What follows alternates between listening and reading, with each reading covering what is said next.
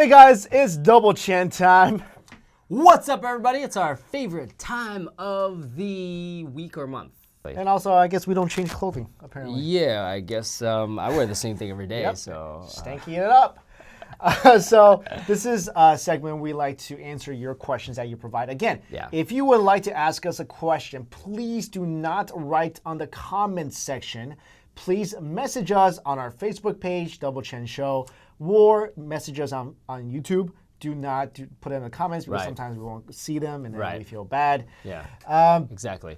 So we have a whole line of questions and we might not be able to get to them all. So guys, keep sending them and we will read and answer them in the order that we receive them. Definitely. And we keep everybody anonymous, so you know that's without being said. All right. First is from a person who says, hey, I have a question. Long story short, I'm adopted from China and have white parents. I feel out of place when I'm with my Asian and white friends and also in my family. Do you have any advice for dealing with racism being out of place? And also, what's your opinion about adoption? First of all, let me just say, my opinion about adoption is great. Yeah. You know, there's a lot of kids out there who needs homes, who don't have homes. Absolutely. And so, you know, providing them a home, that's a great service. That's a great thing. And if you think about it, especially when you're adopting from, say, mainland China. Right.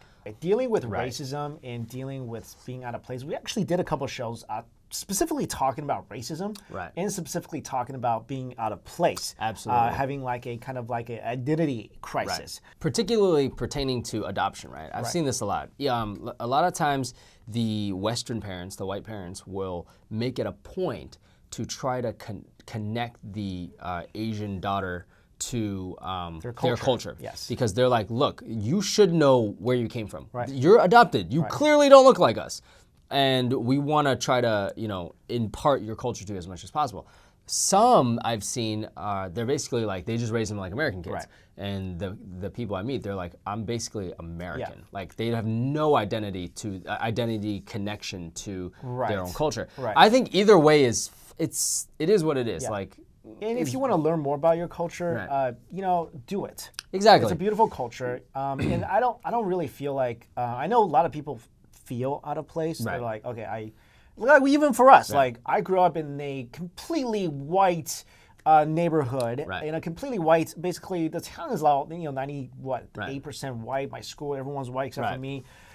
So, you know, I grew up where I consider myself white, but I also love traditional Chinese culture. Absolutely. And I made a point to get to know that and get to know more Chinese people. Exactly. And I love that culture too. It doesn't mean like, you know, I have to choose even. Yeah, you don't have to choose. Don't feel like you have to choose. Like, these parents love you, okay? They obviously love you. They adopted you. You can't choose your family. But you know what? You can choose your friends. If your friends don't accept you, you don't have to be around them. Your family, you know, love them, give back to them. But now you have a great opportunity. You grow up in maybe the States. I don't know where this is coming from, but assuming you grow up in the States where you're gonna have a better opportunity 100% across the board. No one can argue with that. You have a better chance of getting into a good school. You have a better chance for a good career and just live your life. Be happy. If people give you crap because you got white parents, or if Asian people give you crap, or if white people give you crap, you don't need them in your life. Forget it. Why you don't need to please them. And in the future, like we talked about this with bullies, with all this stuff, it always gets better. Always. It always gets better. When you grow up more in terms of going to college, going to work, this stuff just dissipates. It becomes like a memory. Exactly. And just, you know, ignore it and cut out the white noise and just live your life. And like Mike said, if you're interested in Asian culture, go. Do you know how many white people there are interested in Asian culture? There's people I know who speak better Chinese than me. And also, this is the internet age. This is different than when you and I grew up. There was no like internet forums, internet like gatherings in terms of like people who had the same shared interests. Now you do, like our channel, for example, right? Off the Great Wall. And these are all outlets that you can turn to learn more about that culture, to connect with people who have similar interests. So don't feel alone out there. You're definitely not. So the next question, hey, Mike and Dan, really think you guys are really educated, have great perspective on topics.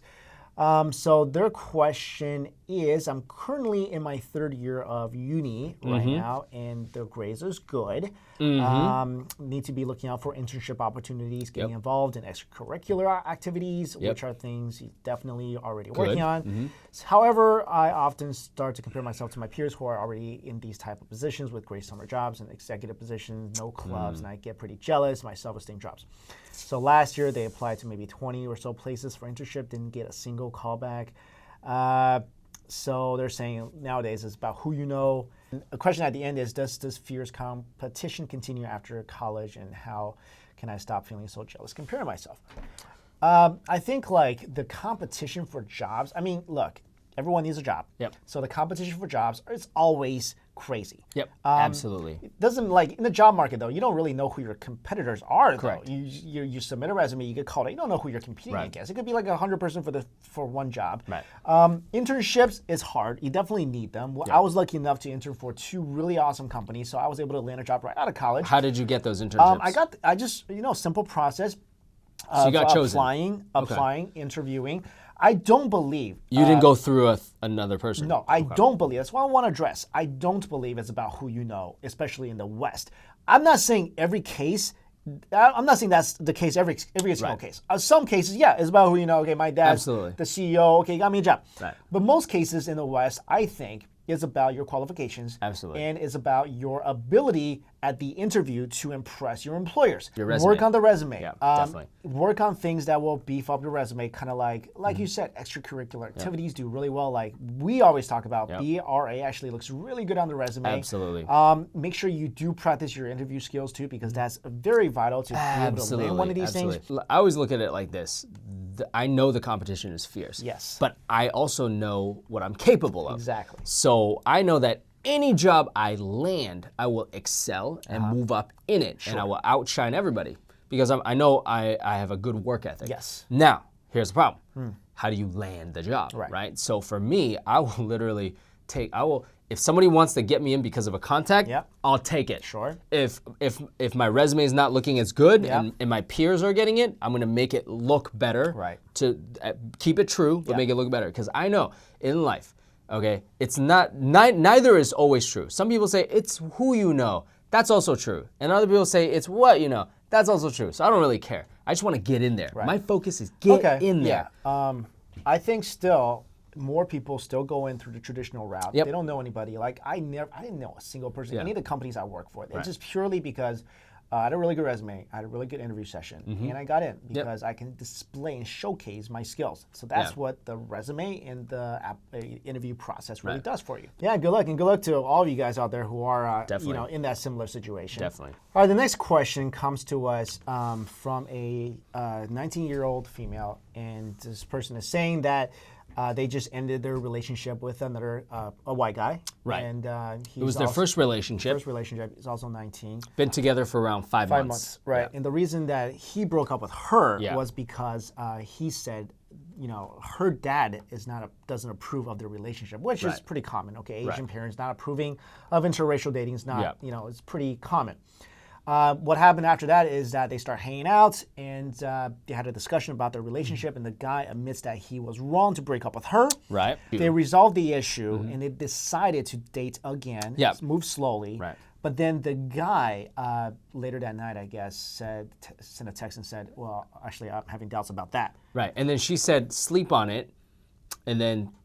But then next morning, he's like, I'm doubting. And then she's asking why, because he sounded so sure that night. And he said, okay, it's because I always go with my gut instinct, and I don't feel like this could work out, right? Something like that. So she's asking if she should move on or she should still accept him. I've been where you are in terms of dating somebody who's not Asian. I don't know about you, but I dated a white girl.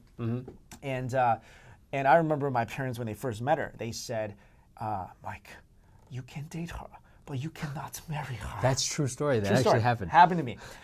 So here's the thing. You guys definitely came to the right conclusion that no, he is not dating your dad. He is dating you. And we talked about this a lot in the past. We said this very clear. We said if anybody on either side is having trouble with the parents, okay, it's really about the daughter. It's really about the daughter or the son than it is about the parents. In this case, I think you are great, because you don't care about what your dad thinks. Right. And you want to date, you want to go out with Exactly. him. You are definitely standing on the right ground. Right. Usually, that's the issue, right? Usually it's the daughter or son who's like, oh, my parents, I don't know, I'm not really sure. But in this case, you sound like you're really sure. In this case, it sounds like he's the one having a lot of these problems. Right. And the thing is, this problem is not going to go away. No. It's not going to go away. It's going to be there. The parents probably will take a long time. Will never accept the fact that you are dating somebody who is not Asian. Right. But if you are both able to understand it and say, this is our life, as long as we are sure, then we can move ahead. Right. But in this case, it sounds like he's wavering. Absolutely. And one sign that jumps out at me a lot, and this is just me, and people can have different opinions, but if I'm with somebody who seems really sure, then wavers in like a 12-hour period, or even like a day, or even like a week. Exactly. And then that to me, it just doesn't gives me a sense of stability. It just makes me wary. Not. So I'm totally in agreement with you, everything you just said, and I would just definitely, when I read the last question, my first, if we're talking about gut instincts here, I said, don't end it. Like, just in your mind, you need to move on. Closure, move on. Because here's the main thing for me. You're both 19 years old, okay? You're 19, you just started college. Right. You've only been dating for 5 months. That's like nothing in the grand scheme of time and relationships, okay? If he can't even do this basic thing, then, because you've already shown all the steps, then what's the point? Like, find somebody that can get over the fact that, I don't care you have an Asian dad. I don't care if he hates me. I like you. You don't care? Let's start. Let's get to know each other. You guys, especially you young people out there, you really need to understand how important the first initial, time you're together with, how important that is, because that builds a lot of your foundation. Exactly.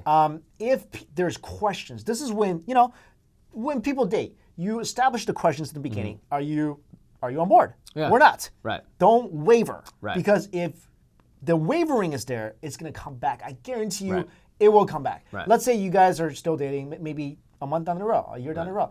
This issue is going to rise again. And also, let me switch it around, okay? Because I'm going to assume that they're young, but they're not like... I'm going to assume like they're looking for long-lasting love, okay? So... 5 months is not enough time to know that. I would say if she's willing to be like, all right, maybe he needs time to get over this thing, I'll give it, I'll give it some time, but I would say don't put all your hopes in that. Just be like, but here's the thing, how can you really be in the relationship, right? That's what I'm saying. How can you be in the relationship? You really have to, when you both are in the relationship, you can't be like, at any moment you can leave because like you just this can't. is always going to be in the back of your mind. You can't. For you're going to be like, oh, is my dad going to say something one day that's going to really upset him? He's going to leave me. Or just one day he just changes his mind. One day he just changes his mind. You're always going to have this doubt. When you have these doubts, these are cracks in the foundation. How can you build a relationship on that? To me, it's just too difficult. It's too difficult. So for me, I agree. I would say, it's hard. It's hard that you're feeling this right now.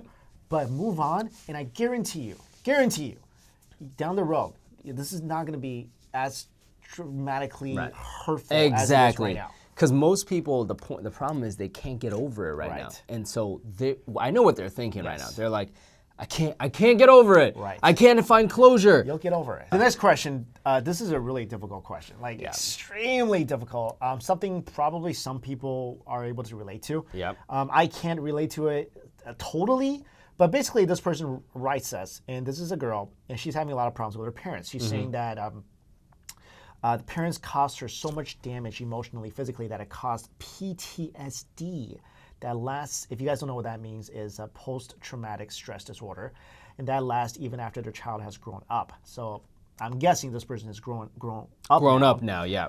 So they're saying, how should the child confront or talk to about his or her parents, or should the child even do so? And what if the parents just denies it? Basically, some of the details. These are pretty, So, berating the child, that's normal, I guess. For hours upon hours, for huge or small mistakes. That's like getting a B. So father joining in, hitting the child on the buttocks and legs, and breaking a child's joints when the child is 16. This is the thing that Mike and I always talk about, like, and we bring up this point, and you guys have talked about it, which is at what point is it child abuse, like going beyond, or is it just discipline? Yes. This to me, 100%, this is not discipline. This is child abuse.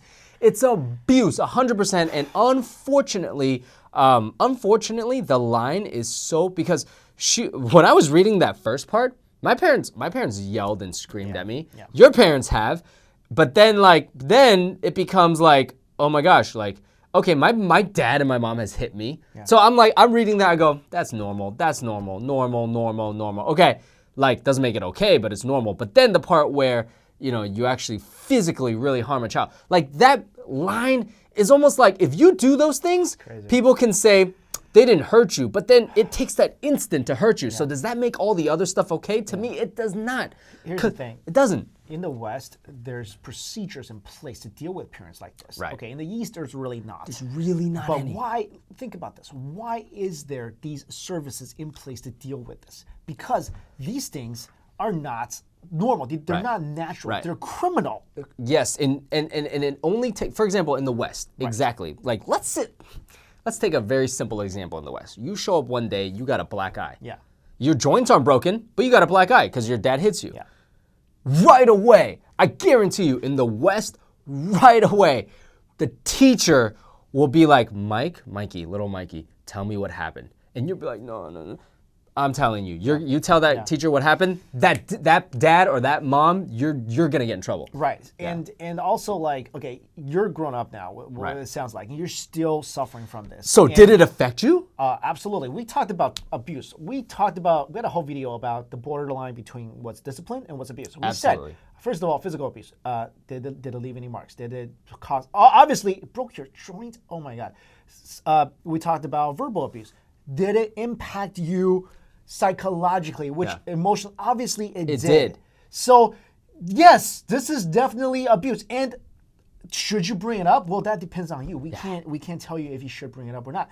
I mean, are you trying to bring it up to get some closure, or what is the purpose that you're trying to do? If this person needs to just be like, I need to move on with my life, in order to do that, I need to tell you that I wasn't okay with this. Then you know what? You gotta bring it up. The point is, if you feel like you need to tell them that this is not okay.